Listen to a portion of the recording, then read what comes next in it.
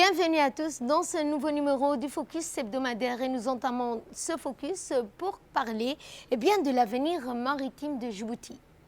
Et on commence notamment par parler du port de Doralé qui affirme sa position avec de nouveaux portiques. La suite dans ce commentaire.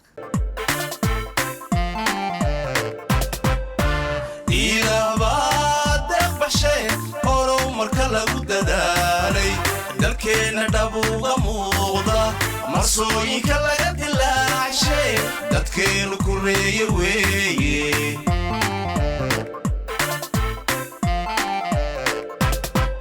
marsada doonaa la daawo daraad qalabkii la dhigay dunidu run ahaan ka yaabtay waxaa lagu daray haddana boortinkii ugu dambeeyo casriyo degdegsiima badan casriyo degdegsiima badan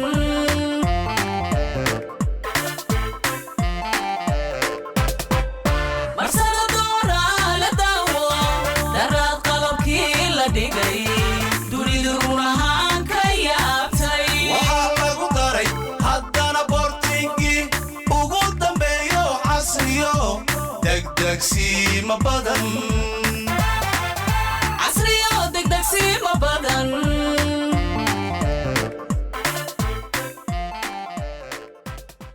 Lundi dernier, une étape significative a été franchie dans le domaine maritime de Djibouti, alors que le chef de l'État, son Excellence Ismaël Omar Guelleh, présidait la cérémonie de mise en service des nouveaux portiques de la société de gestion du terminal à conteneurs de Doralé.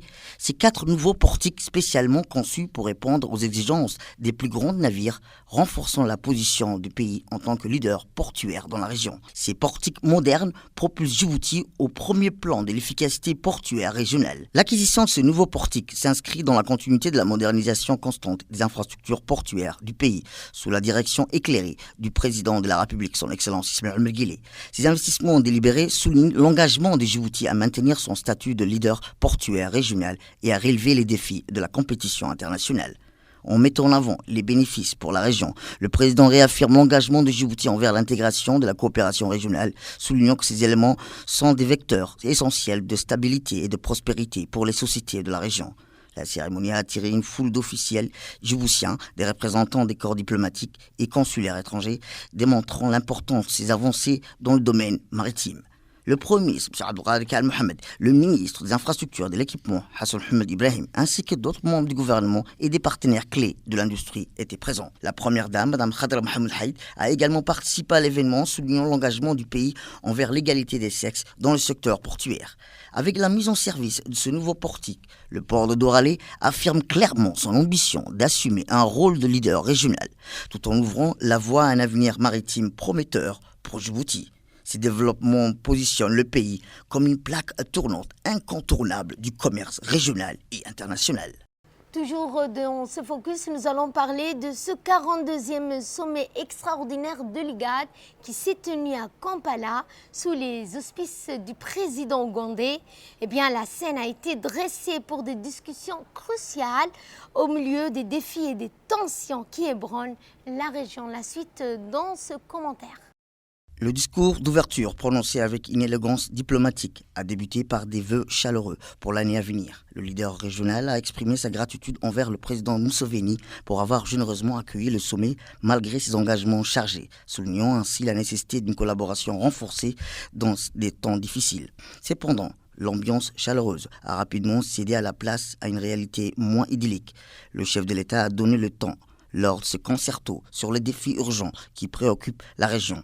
En premier, le conflit dévastateur au Soudan et les développements récents entre la Somalie et l'Éthiopie ont été mis en exergue, avec un appel pressant à un leadership audacieux et une vision partagée pour surmonter ces obstacles transfrontaliers. Le président de la République et président de l'IGAD, son Excellence Ismaël Omar Guelleh, a abordé la raison d'impératif de la convocation de ce sommet, à savoir la demande de la République fédérale de la Somalie en réaction à l'accord récent entre l'Éthiopie et le Somaliland. Cette dynamique a été placée dans le cadre du rôle traditionnel de l'IGAD en tant que plateforme de dialogue ouvert sur les développements perturbants dans la région. De ce fait, la responsabilité des chefs d'État et de gouvernement de guider leur nation à travers des moments difficiles a été soulignée, avec un appel à la coopération, à la solidarité authentique. Le maestro a exprimé l'espoir que le sommet deviendra le creuset de discussions fructueuses, laissant en revoir des résultats concrets pour le bien-être des nations de la région. Par ailleurs, dans ce discours, le président de la République, son Excellence Ismaël Omar Guelleh, a officiellement ouvert le sommet, lançant ainsi une série de délibérations qui se sont annoncées cruciales.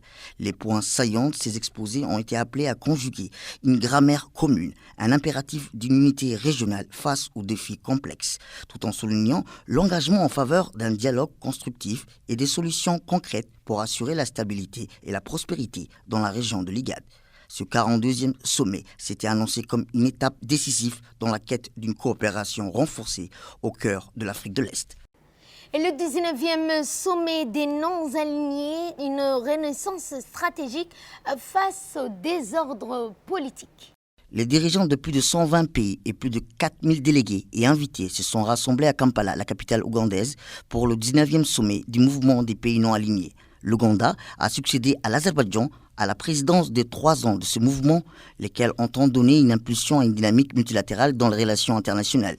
Parmi les participants, le chef de l'État, son Excellence Ismaël Omar Guelleh, a pris part à cette grande messe tant attendue des pays du Sud. Alors qu'est-ce qu'on doit retenir de ce 19e sommet du mouvement des non-alignés qui s'est tenu à Kampala, Ouganda, qui a pris fin avec un écho particulier? La déclaration de Kampala a mis en lumière l'initiative avec l'annonce de la création d'un fonds africain spécial dédié aux catastrophes liées au changement climatique a également été applaudie. De manière unanime, les membres du MNA ont appelé à intensifier les efforts pour que l'État de la Palestine obtienne la qualité de membre à part entière de l'ONU, marquant ainsi un consensus fort en faveur de la cause palestinienne. Les condamnations des agressions sionistes contre les peuples palestiniens et à l'appel d'une action d'urgence pour mettre fin à ces agressions et au déplacement forcé des Palestiniens ont été les moments forts du communiqué final. Ce 19e sommet du mouvement de non-alignés à Kampala est non seulement été un forum diplomatique, mais aussi une vitrine pour une plaidoyer pour l'unité, la solidarité et la coopération mondiale, incarnée par l'Algérie, résonnait comme un appel fort dans un monde confronté à des défis de plus en plus complexes.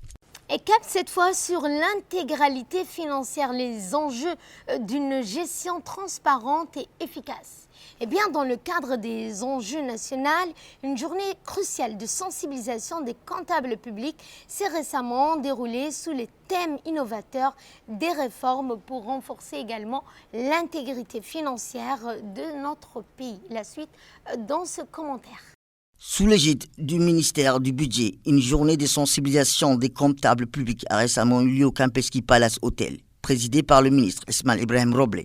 L'événement placé sous le thème « Réforme pour renforcer l'intégrité financière » a été le catalyseur d'un dialogue crucial sur les transformations nécessaires dans la gestion des finances publiques, jetant ainsi les bases d'une gestion transparente et efficace. L'idée a été optimiser la collecte des recettes fiscales tout en explorant des nouvelles stratégies pour accroître les revenus de l'État. Un appel à l'efficacité, à la responsabilité a été clairement énoncé. En effet, les réformes en cours ont été mises en place pour jouer un rôle crucial des comptables publics dans la sauvegarde de l'intégrité financière. L'importance du nouveau plan comptable de l'État a été mise en avant, tout comme l'impératif de chaque action financière en conformité avec les normes établies. Une approche méthodique et rigoureuse s'avère essentielle pour garantir une gestion financière transparente. Il s'agissait d'insister sur la nécessité d'une approche rigoureuse dans la gestion comptable de la conformité fiscale. Cette focalisation sur le détail revêt d'une importance cruciale pour la réalisation des objectifs d'intégrité financière fixés par le ministère. Par ailleurs, des avancées en matière de dématérialisation des impôts et l'importance de la gestion stratégique des subventions aux établissements publics ont été accomplies. Ces mesures visent à renforcer l'efficacité de l'administration et à accroître la transparence fiscale. Cette journée de sensibilisation s'inscrit dans une démarche résolue vers une intégration financière transparente et efficace. Les échanges fructueux dans les secteurs et les acteurs clés démontrent l'engagement collectif envers l'intégrité financière, dessinant ainsi les contours d'un avenir prometteur pour la gestion des finances publiques. Dans l'actualité africaine, le fonds Timbuktu pour booster les startups africaines. La suite dans cette séquence.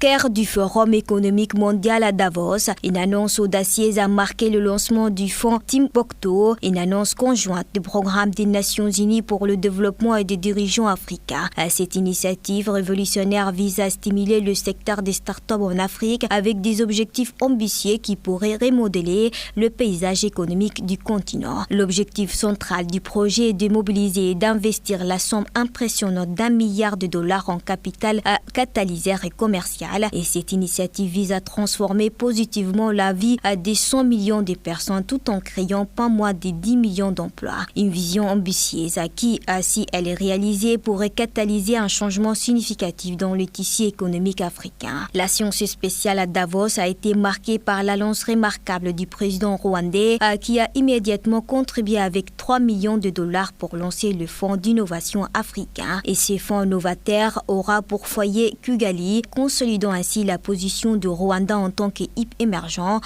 pour l'innovation sur le continent. Actuellement, les startups africaines représentent seulement 0,2% de la valeur mondiale, un contraste saisissant avec le 2% de la valeur du commerce mondial, et ces chiffres soulignent l'urgence de l'initiative pour renforcer les potentiels inexploités du continent en matière d'innovation et d'entrepreneuriat. Et il est important de noter que près de 99% des investissements en capital risque en Afrique proviennent de l'étranger et une écrasante majorité de 83% se concentre dans 4 pays spécifiques, le Nigeria, le Kenya, l'Afrique du Sud et l'Égypte. Et de plus de 60% de ces investissements sont canalisés vers un seul secteur, la FinTech. Cependant, avec une population jeune et dynamique ainsi que la croissance rapide de start-up technologiques, l'Afrique semble prête à devenir une force majeure sur la scène technologique mondiale. Dans l'actualité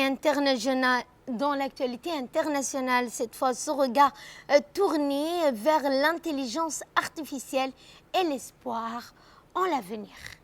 Au cœur du Forum économique mondial de Davos, cette année, une thématique a dominé le débat et les esprits, l'intelligence artificielle. Les discussions animées ont mis en lumière la montée en puissance fulgurante de cette technologie. Les acteurs en place semblent conscients des implications potentielles perturbatrices de l'IA, mais cette prise de conscience ne semble en rien entraver le rythme effréné de son progrès, selon le dur de l'Eurasia Group. Les thèmes centraux du sommet, reconstruire la confiance, a cependant été confrontés à des réalités complexes.